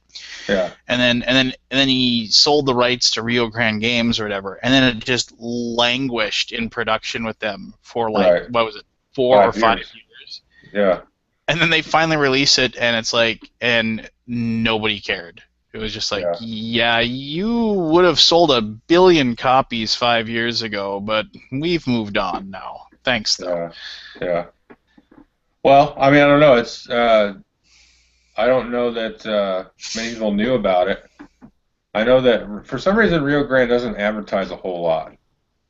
Well, and you keep hearing that Jay's gonna quit, or he's gonna retire, or sell off the stuff, or I've heard various people tell me that. I don't know that that's true. I mean, I don't know. But yeah, I agree. I mean, that was probably in hindsight, Monday Morning Quarterback, it probably wasn't the greatest idea to sell the next deck builder to the one that had the biggest deck builder. Probably, why would they release a game to compete with Dominion or something? You know what I mean? To compete with themselves. I don't know. It just popped in my head. There you go.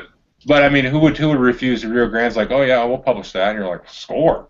That's Yeah, thank you. yeah. All right. And then, Well, it seems so weird. It's like, and we're just not gonna make Carcassonne anymore. We're gonna let Z-Man take it over, and it's just like, but Carcassonne is like would be like a cash cow, wouldn't it? I mean, honestly. yeah. Oh yeah, absolutely. So I don't you know. know, there'd have to be some serious cash that exchanged there to like sell the rights to it or something. Probably, I would. Yeah, that'd be a good bet. I don't. I don't pretend to know any of that stuff. That's. Yeah, I don't know. Yeah. Well, I mean, it's like I remember, and who knows how true it was. I'm not going to repeat it, but I remember last year at Gen Con, I was like talking to a board game publisher, and I was just like, I said, well, I wonder why Zev got out of the business, and then he just spouted a figure to me, and I said, really, that's what he got paid? And he's like, well, I don't know for sure, but he sounded really like he knew, I mean, it was just kind of like, it's like, and it wasn't chump change by any means. Oh, But, I hope not. yeah, so. But he still works for them, doesn't he? I thought Well, he yeah, still... that's just it. It's like, from what I understand, it was like here's a suitcase full of cash, and then here's a job that you can have for pretty much the rest of your life. So, and then he didn't have to really be in charge of it anymore. So, who wouldn't? Sign me up for that. I mean, yeah, I know. I think that'd be ideal because as a publisher or sometimes they call them game producers now. You're just kind of like the guy that you get the designs, you do some development testing, you get the art kind of organized, and then all the shipping and junk like that, from China, you just go, okay, you worry about it. I'm done with it. Let's go on to the next creative part. That would be awesome. Sweet. Yeah. I mean, Mike Mendez is kind of that now for Tasty Minstrel. He's kind of like the big brain behind everything, and like Seth kind of worries about the logistics and. Oh, does he? Well, that's my understanding. I mean, okay. I'm just dropping names, because I'm so cool, because I talk to them all the time, But no, right. I've told Michael repeatedly that he needs to hire me to like just be a developer or something for him. But he keeps telling, and he goes, well, and he's like, well, I need you to move, and I was like, well, of course you'd be paying me enough money for me to move, so duh.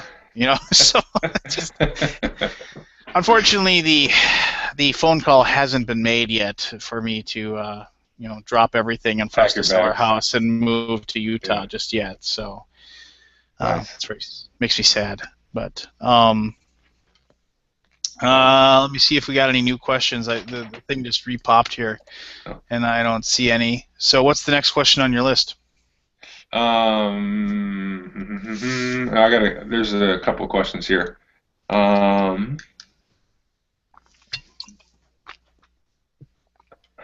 Okay. I'm gonna leave the chat alone because it's now I can't keep up with where it's at. All right. So the next one is this one is for me specifically, and then there's one for you specifically. So I'll do mine first. I'll sleep. You just go ahead. Well, you good because it's about war games. I was just gonna tell you can take a nap. Well, okay.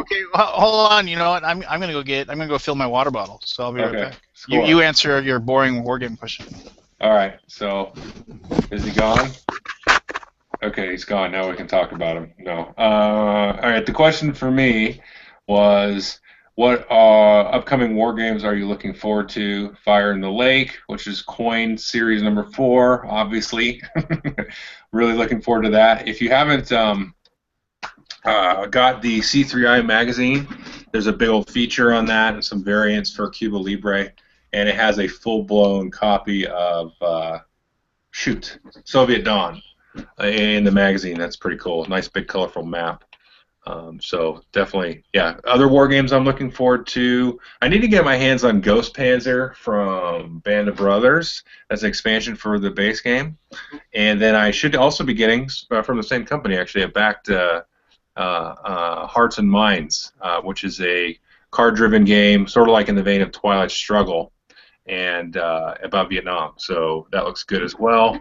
And I think there was one other one, but I can't remember the name of it off the top of my head. A couple of GMT things. Gosh, what is the name of that? It's like Churchill or something like that. I can't remember. Mark Herman, the guy that did Washington's War and worked on Fire in the Lake, he's got a game coming out. from GMT about sort of World War II, post-World War II. I think it's called Churchill. I can't remember. Conventions. I think I'm just going to Gen Con this year. And then he asked if I'm doing the Quit Kit videos. And absolutely, I'm going to try to do, don't hold me to it. I'm going to try to do more than I did last year. So I now have a bit better of a plan. It's a competitive thing. I just have to do better every time. Is Lance back? No, he's not. All right. Okay. Oh. So somebody asked me Seahawks or Broncos. I'm a Seahawks fan. I'm mostly an LA sports team fan because I'm from down there originally, so I like the Lakers. Everybody hates the Lakers unless you're from LA, but I like the Lakers and the Dodgers and the Kings. And I'll also root for the Galaxy as well. But there's no football team anymore. So now I've moved up here and adopted the Seahawks. And speaking of the Seahawks, one question is, which will occur first, a zombie apocalypse or a Vikings Super Bowl win? Well, we all know the answer to that. Zombie apocalypse. Oh yes, I have my baseball bat and hatchet, along with my what's really cool, and this is my father-in-law, who's an awesome individual. He is a big believer in the idea that you need to be prepared for anything, and he has something like what he went out and got some survivalist stuff. He has like a year's worth of dried food in his basement. He has a combination propane heater / stove / whatever. He's got like enough fresh. He's got like a thing that you can use to purify water, all these things. Mm-hmm. So, and he's told me, he said, if the worst comes to worst, he said, grab the kids and race to my house. They live about a half mile away from our house. And so if the zombies come, man, I know where I'm going. There you go. Plus, he's got a lot of guns. Perfect. Yeah. No, I would like to say this. I don't think the Seahawks have much of a chance against Denver. That's all. That's just my personal opinion. I also I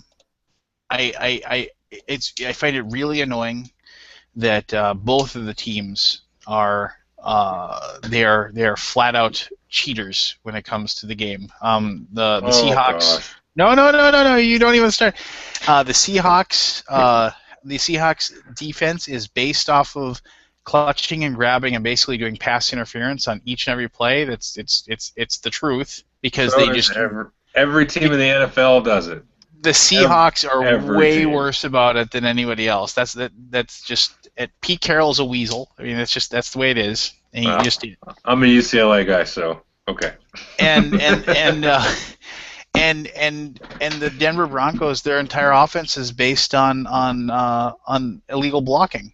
The pick blocks. To free up people. That's their entire offense. So I mean, and the bottom line is that both of the NFL just doesn't have the guts. If the NFL actually started calling pass interference every single time, then and I mean not just for the Seahawks, I mean overall. Yeah. It would be better if they actually called, if they actually called the those pick routes that they do. Right. But they just don't. I read a thing about the NFL, and not to get sidetracked here too much, but one of the things about it was that they said that if the NFL seriously wants to cut down on concussions, one of the things they should do is make 3-point and 4-point stances illegal, meaning that your offensive linemen have to play with their hands off the ground, and so basically they have their head up instead of down. Yeah. And so you got your head up when you're making your collisions instead of ramming the top of your head into somebody over and over again. Yeah. And it's just and then also they said and he said, and they need to take away kickoffs. and just you get the ball at the 25, go. Yeah. You know, and just people, and like he said, people said, oh, that'll ruin the game or whatever, and it's like, well, they used to have jump balls all the time in the NBA. Now they just don't. You know, they limited how often jump balls happen, and nobody cares. Mhm. They used to say you couldn't have forward passes in football, and Right. obviously, Oh, rugby, yeah. yeah. So it's just So it's just one of those things where it drives me crazy. But whatever. There you go. We could talk. We could end up talking NFL all night. So it's not. I mean, quite honestly, I have two sides to it. I would love to see Peyton Manning win it, just because then it could maybe possibly shut up the morons or say, well, Eli Manning's got two Super Bowl wins, so he's better than his brother.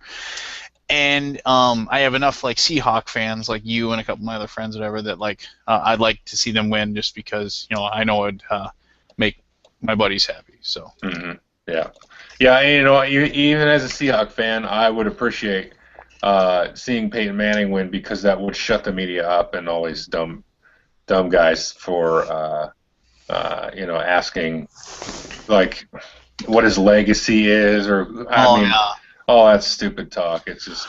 Well, did you hear some moron from the LA Times or whatever asked? I forget who they asked, but they said, "So this Sunday is it a must win for you?" It's just like. Of course. What? Yeah. I was like, no way. Somebody said that's what had happened, and I was like, that didn't happen. And I look, yep, sure enough. No, you know what somebody asked him today at Media Day? They asked him, so do you have plans to do Saturday Night Live this weekend, the day before the Super Bowl? Somebody actually asked him that. And I'm like, how? I might be busy. Man. All right, we're gonna step in. I'm gonna start stepping into politics here, but so next question. Somebody asked this earlier, and then they asked it in chat too. So, question is, what makes games like The Great Zimbabwe difficult to explain in reviews? What other games have the same issue? I thought that was an interesting question.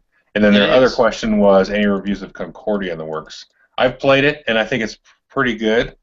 I don't own it, so I may not get around to reviewing it. But as far as that goes, it's a pretty good game. I would take a look at it. I don't know that I only played it one time, so it was good. It was fun. I don't like all that guy's games. I like Navigador, and I played Antique and Imperial. I think only from him. I never really liked those, but I like Navigador and Concordia, I think. So anyway, there's that. But I should have a Concordia review. I'm supposed to be getting a copy of that. I should have a review of it, in the next week or so. It depends on my timing. So there you go. Good. If you are worried about that. What makes games like great? Well, Zimbabwe is a great game, but it isn't a game I'll play very often. I don't know. I have to be I have to be mentally prepared to play any real splatter game. I have to like. Yeah, you kind of do. It's just like I just got Roads and Boats. I was so excited to get Roads and Boats. And my mother bought that for me for Christmas, actually. Wow, Roads and Boats, nice. and then she got me the expansion, etc. And so I have the whole kit and caboodle, and I've taken it out, I've punched it, I've bagged it, I've drooled over it, and then I promptly looked at it and I started reading the rules, and then I woke up and it was 3 days later.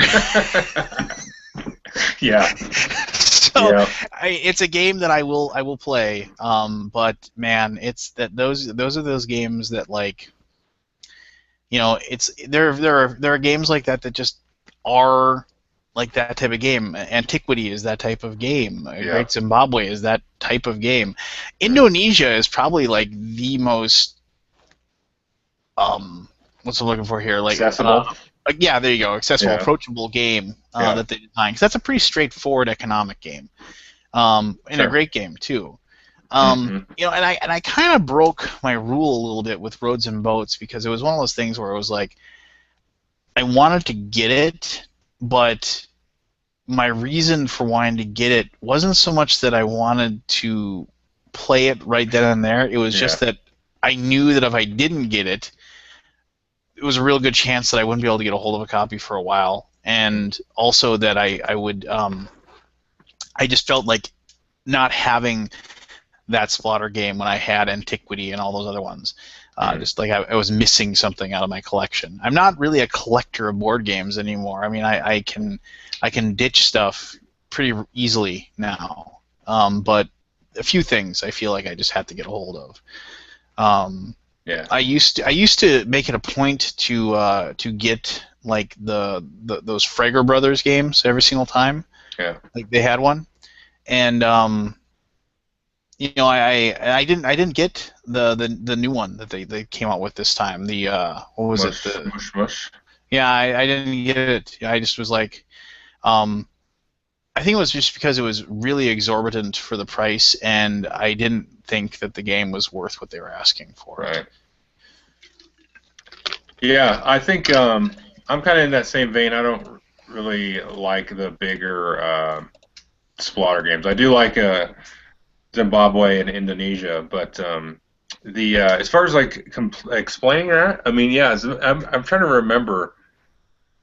Sometimes there's like a rule, like in Zimbabwe, the whole proximity to the resources and being able to use that to expand your little towers of discs.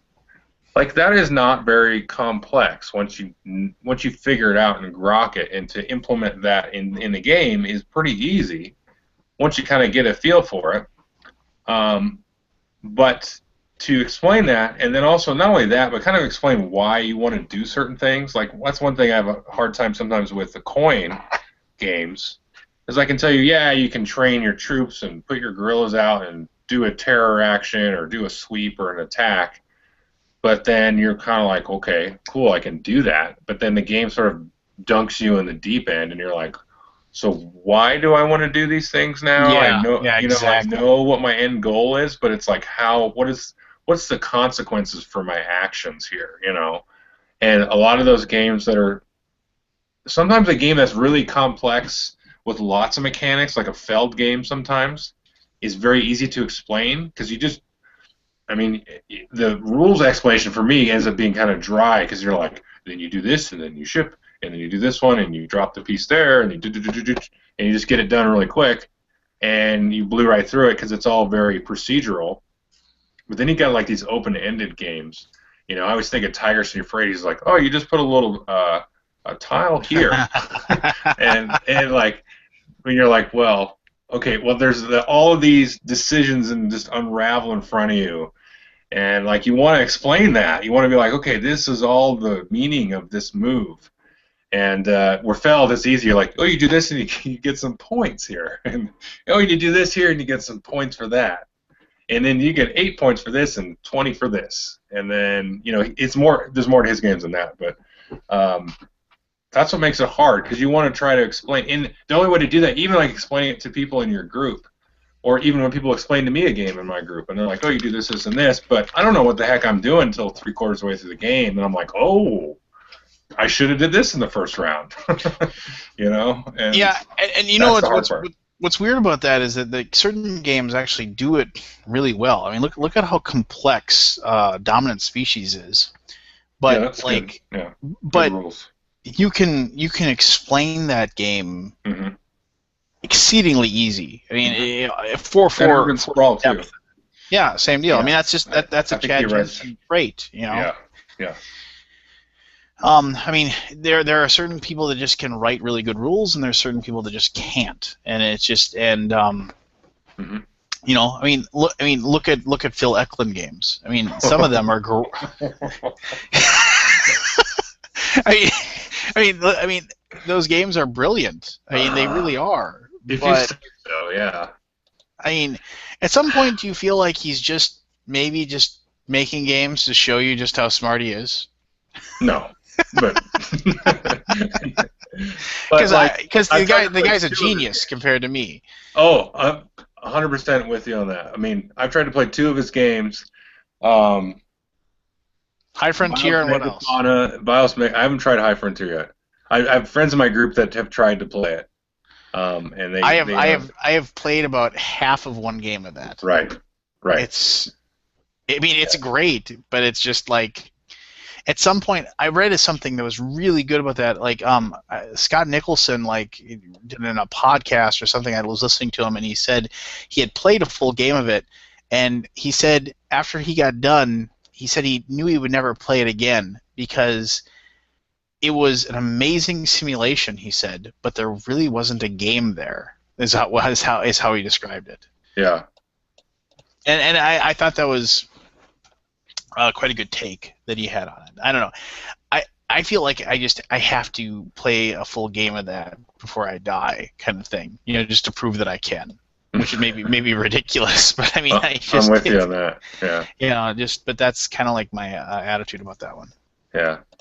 Well, that's the thing is I think you need somebody to get a game like that and then play through a full game, maybe even solo, to get everything involved. Because one of the games I've heard of is Pax Porfiana or something like that. I can't pronounce it. He came out with a card game. I believe he developed it with his son, and it was sort of a card game of Lords of the Sierra Madre, I believe, which is an older board game he did. And I've heard that if you have that game taught to you, then it's really good. Jeff Gamble, the Longview guy, he said he sat down and he tried to play it, and I think we both got it about the same time, and we were both like, what in tarnation, like what the hell is this trying to do? But then he had a buddy teach him the game, and then now he says, it's one of the best games he's played. And so, but boy, the graphic design and the UI on those cards is just not great at all. It's just not good. And the rules are so out of order. Yeah. I picked it up and I was all like, "Oh, let's check this out." And it was because it was relatively cheap, and I was like, "Oh, it's a card game. It's Phil Elkin. Oh, we'll give it." I opened it up. I was like, "Okay, we'll just close this box and we'll just put it back on the shelf." Yeah.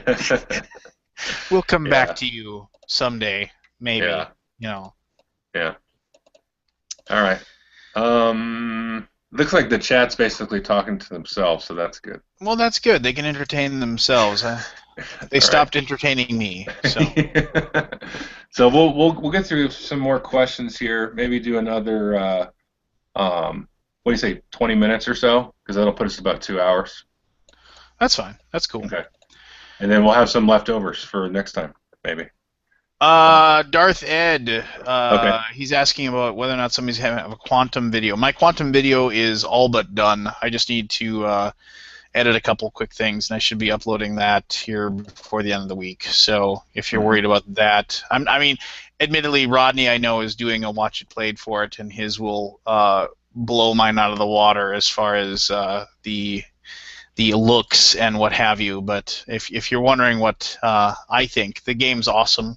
Quantum is kind of a weird abstract space game, but it's so rare now for games to be seriously all about beating the S word out of each other, and it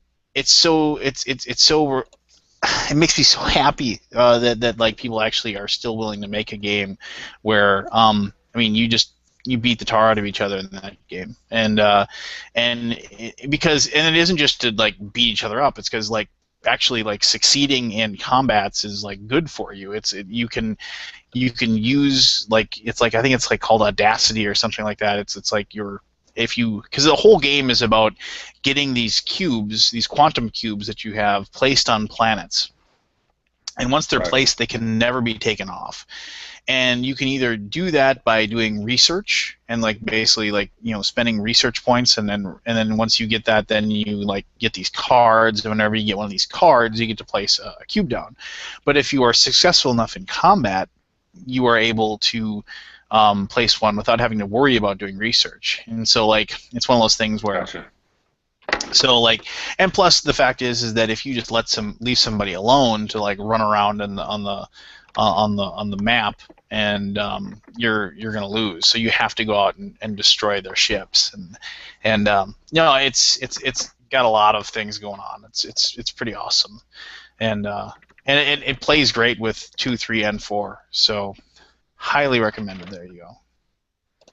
Cool. Yeah. There was one other question in the chat there. It keeps moving. Damn. Yeah, I have one that says, how much do you think your gaming groups affect your That's the one. appreciation of games and ultimately your reviews of these games? That's one. You want to answer that first, or should I answer it first? You can answer first. Fine. I have two gaming groups that I normally game with. I have the guys that I've known since I was like 8 years old, and then I have this second gaming group that I kind of met because we had a couple of people that knew these guys, kind of thing. And then like when I was having my my board game conventions that I hold twice a year, I call it FloodCon. When I had it at my house, these guys came over and they were really cool, and I played with them, and they're all my age, and we had a lot in common.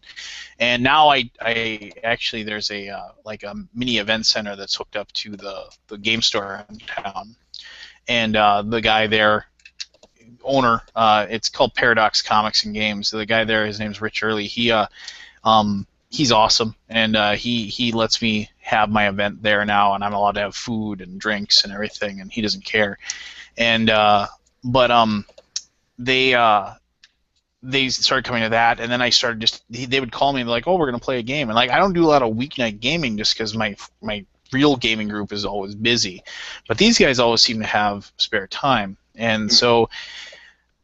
The weird thing is, and I've said this, there's like my normal gaming group, and there's like the Bizarro gaming group. And the weird thing is that if you ever seen the Seinfeld episode where like when Right. Jerry finds the people that are like his Bizarro friends, it's like they're exactly the same as like his other friends. It's just like they're slightly different or whatever. That's what Right. it is. It's like each one of them, I can see them in like my other gaming group. So the Bizarro gaming group is much more like unforgiving for games. Like there's one guy, his name is Tim, and after he plays a game, he will just say, "This game sucks," you know, Yeah. and like, and I'm never playing this game again, you know, and like the best compliment he can give a game is somewhere deep within this pile of crap, there's a game. But I'm not gonna dig it up and find it, you know. And like Right. he's very opinionated, and the other guy, GM and Scott, they're kind of the same way. But my other gaming group, they're really forgiving, and like there's like Craig and Jason, they're always talking about, well, if we change this rule, if we did this, we could make this game better if we did this, and they're like the tinkerers. And what I found is that whenever it's weird, it's like I don't think, you know, as much as I joke about it, I don't think I'm like a big deal or anything like that. But I mean, it's like because I do the reviews or whatever, my gaming group, it's like they feel like they need to like give me their like 3-second like soundbite of a review when they get done, you know, like you know, that's, and it's just, and I listen to them and I'm like, okay, that's fine, but I just don't really. I feel me. I don't really care what they think. You know, I mean, it's like there have been many times when I've gotten done playing a game and I've had a blast, and my gaming group is just like, wow, that game really blew, you know. And I was just like, oh, okay, you know. And then I've gone and done the review, and they've kind of taken me to task afterwards. Like, well, I thought you didn't like the game. I was like, no, you didn't like the game, but you know, I really did. You know, and it's just, I mean, obviously, the people across the table, how they what is that? That is my phone. Go ahead and keep talking there. Hold on a second. Okay, that's fine. No, the my gaming group, or whatever. I appreciate their interaction with me, and I appreciate how well that they their insights and everything like that. And definitely, like, you know, if I wouldn't be able to do most of the reviews that I do without obviously their involvement, or also their ability to like just kind of help me figure out games and figure out the rules. But you know, I would say obviously subconsciously, is there a chance that they're altering my enjoyment? Probably in some way, but I'd like to think that I'm pretty objective to my subjectivity, if that's even makes any sense when it comes to my reviews. Yeah, I would say I have to agree. I have a couple of different gaming groups I play with, actually 3, consistently. And now, like I was saying earlier with Nations, I mean that's a game that some folks in my group like, um, and I don't. I'm trying to think of one that I do like and they don't. There's one I'm having a brain fart. I can't remember that sticks out. But yeah, you kind of like.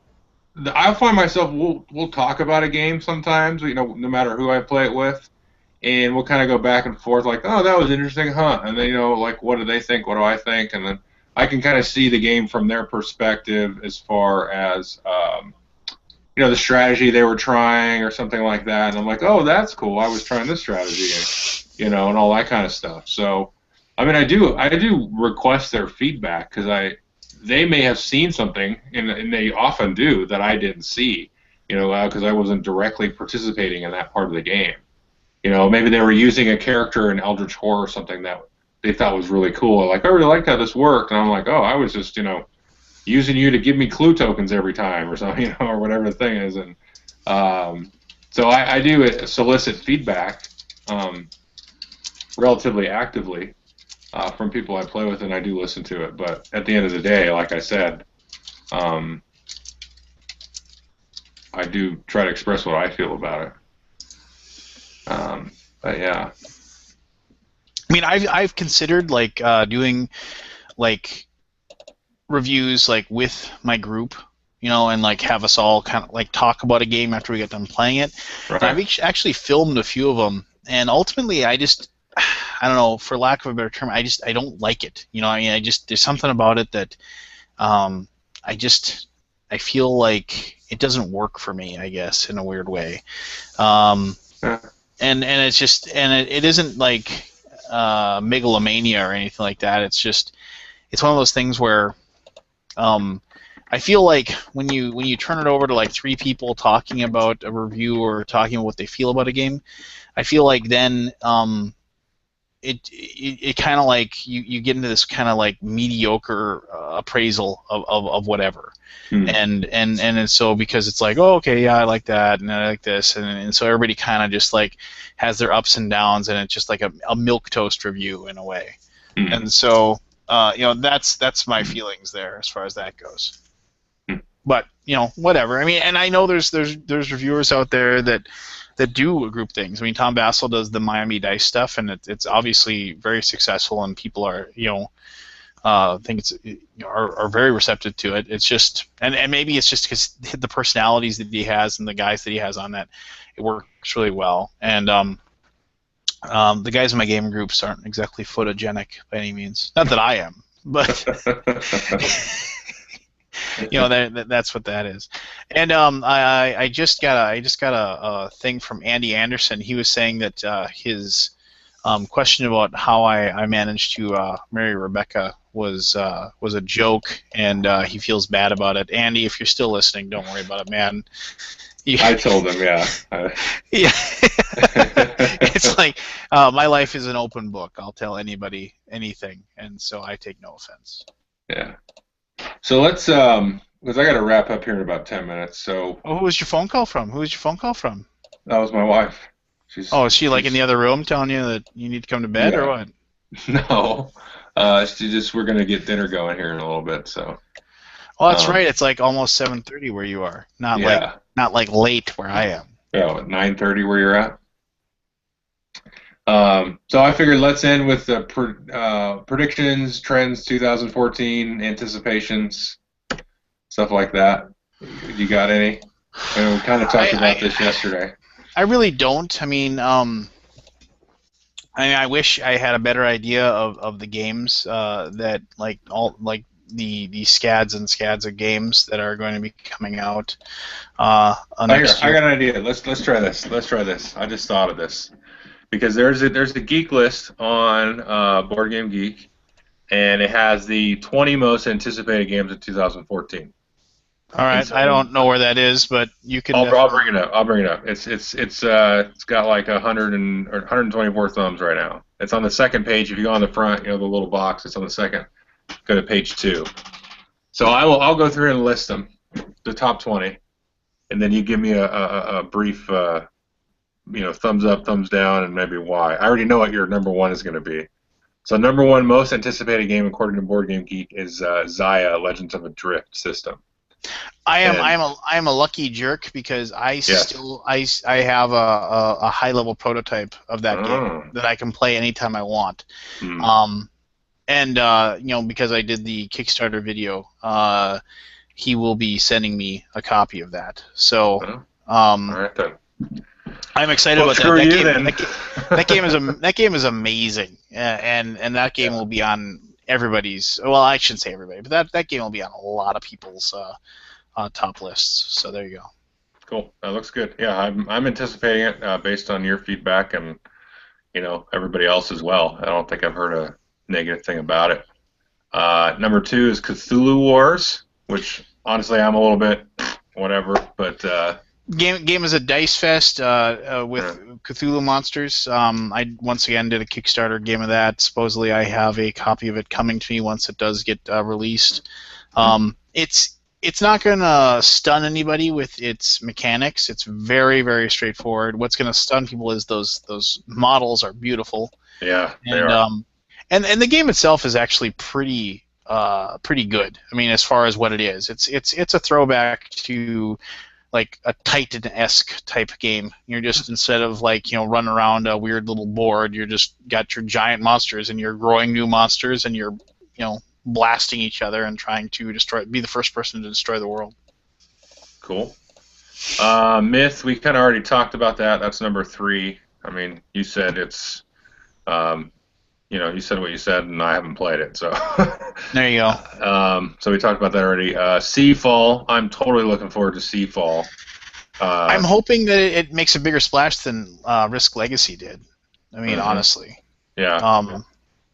I think Risk Legacy made a pretty big splash. I mean, it was on a lot of people's, best lists 2 years ago, and I still hear people talking about it and stuff. And my group had no interest in it basically because it's Risk, which is fine. I still kind of want to break it out. I mean, I could probably play a 2-player with my son, but I didn't really think that would be a good idea because on a 2-player Risk, I mean. That's horrible. But yeah. But this idea, I think this will hopefully be a little bit more more engaging, and maybe something I can play it with more of my family kind of group here, Seafall, because it'll be a little bit more not Risk, but something we can play. Well, I mean, we're being taken to task or whatever. Somebody said that Seafall is a 4X game. Hopefully they can get one right. Oh, Clayton, I'm sad. Get one right. Yeah, I don't know. I'm assuming maybe he's making fun of us. I don't know. That's fine. Whatever. But no, I think he's saying hopefully they can get 1X right. One of the 4X's. Okay. I thought he was trashing on us. I was going to ask him for his address or something. Maybe he can. Maybe he'll elucidate here in a minute. But yeah, there you go. Next one, Shadows of Brimstone: City of the Ancients. All I did was hear people cry about the Kickstarter, so I don't know anything about the game other than that. It's just a Flying Frog game. You know exactly what you're getting into with the Flying Frog game. So, it'll have its fans and it'll sell a bunch of copies. Flying Frog hit the ground running with Last Night on Earth, which was a brilliant zombie game. But every single game after that, it's just kind of like they've, I don't know, lost ground. I enjoy Touch of Evil a great deal, but that's not a co-op game. That's so it's like a semi-co-op, which is tough to play, of course. And then like they had that Invasion of USA game that was like it was a breakaway from what they normally made, because normally they would make games with like high-end miniatures and stuff, and that didn't have any of that. And that actually wasn't a bad game, but I don't know, the Martian game was kind of Right. Fortune and Glory, I appreciate the fact that they actually did a giant coffin box game, because people don't do those anymore. So, but I don't know. But like I said, Flying Frog has their fans, and rightfully so, because they definitely know who likes their stuff, and they make their games for those people. That's true. Yeah, probably no interest for me on that one. Next one is Pandemic: The Cure, which is Well, basically Pandemic the dice game, and you probably have no interest in this, I'm guessing. well, it has pandemic in it, so then it can't be good. So Okay. Well, I've actually spoken to a few people that actually played the prototype at BGG-Con, and they quite enjoyed it. So I bet if you're a Pandemic fan, you'll probably get a good kick out of it. And I wouldn't say I'm the biggest Pandemic fan, but I do enjoy playing the game once in a while. So that looks good. Next one is Sentinels of the Multiverse expansion. It's a standalone expansion. Can't say I'm really looking forward to it or not looking forward to it, but it's just an expansion. So I like Sentinels. yeah, So. I'll buy it and Mhm. and throw it in my box. Mhm. Next one, there's little known about it. It's not even an entry on Board Game Geek. It's King of New York, which is I don't know if it's an expansion for King of Tokyo or kind of a new standalone game or It's a what. new it's a new standalone from what I Yeah. remember. I don't quote me because I talked to I can't think of the guy's name now at Yellow, which Hmm. I just found out that's how you pronounce that. It isn't Yellow or it's just yellow. Yellow. That Yeah. it's just like the color yellow. Anyway, Hmm. from what I understand, it's obviously like the same realm or whatever of the game, but it's a brand new game. But I mean that was last August when I talked to that guy at Gen Hmm. Con, so I don't know if that's for sure or not. Okay. Good deal. Yeah, I'm interested in it. I like King of Tokyo. My son likes it. My game group actually really likes it too. So Well, it's one of um, Ryland's favorite games, so I'll play it anytime she asks. yeah, that's a good one. Next one is X-Wing stuff. I actually got rid of all my X-Wing stuff. I saw those giant Star Destroyer ships or whatever at Gen Con last year, and then I was like, I'm out. So I'm not really looking forward to it. But I still got a bunch of it on my shelf that I haven't played in 3 or 4 months. I should just get rid of it all. yeah, I really like the game though. I mean, I'd still probably play it, but I was just like, this is just gonna. I'm just gonna have to feel like I need to get every last ship, and then I'm like, I don't like that feeling at all, so I'm done. Yep, totally. Pretty much that. Next one is they just released the rules for this one, number 10, Dead of Winter, which is a Flat Hat game. It's like a semi-co-op sort of what's that? Mall of Horror kind of thing, but Yeah. it's a totally different type of thing. I haven't read the rules yet. I downloaded them. I've talked to a few people that have played this one actually, and they really enjoyed it too. So, um, yeah, so I'm interested in it. I'm going to read the rules maybe tonight or tomorrow and see how I feel about that. But it looks interesting. So I don't know if you have any thoughts on that. No, I don't really. I mean, Plaid Hat games. Well, no, I mean, Plaid Hat games kind of hit or miss for me. I mean, and most of them have Mm-hmm. missed. Mm. I mean, the only one that really struck me was the mice game. I can't think of anything right now. Mice and Mystics. That's an Yeah, Mice and excellent game. Mystics. Yeah, I really like that game. Yes. And it's like that was one of those things I was like excited to play that with my daughter, and Mm-hmm. Mm-hmm. so there you go. Yeah. Yeah, they're I would say they're probably 50-50 with me at this point. So that's pretty good though. Yeah. Next one I'm gonna call BS on. Number 11 is Walkstar. Did they have a Kickstarter for that or something? And this has like been on the most anticipated list for like the last 4 years. Well, it's on Game Salute is reprinting it, and so that tells me that it Sure. will actually get done. I don't care who it is. I don't think this is getting printed this year. Yeah, I mean, I think it'll get reprinted, but I think this is one of those Arctic Scavengers things where it's just like it had its chance, it got its buzz, and Right. now people aren't going to care. I mean, people are still going to buy it and be excited about it, whatever. But it is real time, right? If I remember correctly, it's kind of a real time thing. So that's kind of has a well, you have to roll the dice quickly to like yeah. fit the recipes or whatever. I mean, Yeah. I don't know. That's kind of in vogue right now. You got the Space Cadets and the Going Gone and a couple other games like that. The Escape and Well, whatchamadig, Steam Park has that. right. So maybe this one will still kind of ride that wave a little bit. Maybe not. Yeah. Next one, number 12, is Brew Crafters. Definitely interested in this one. The guy that did was that Mars Needs Mechanics designed this. This is a little That bit made my more. top 30. I really like that game. That's a good one. It's that surprises me because that one reminds me of a Knizia game a lot. So I'm kind of surprised you like it, but Okay, not I got it. really. I'll have to go back and edit it and So, take it I'm out sorry. But this is the same designer, but it's a little bit more beefy of a strict kind of Euro thing about brewing beer. So cool, And I am a beer snob, so. Mm-hmm. Now, in this, it feels like you're running a brewery, so it's not like you're doing a microbrew or anything. But my dog's gonna bark here in a second.